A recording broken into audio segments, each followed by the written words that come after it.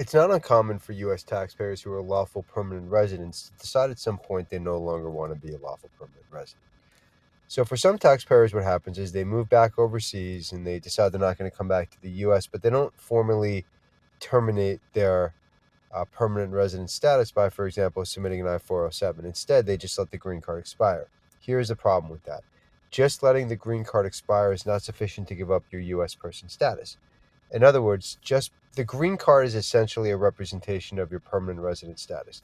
Just because the specific green card you had expired doesn't mean that you have given up your U.S. person status. It just means that you've lost the travel rights, essentially.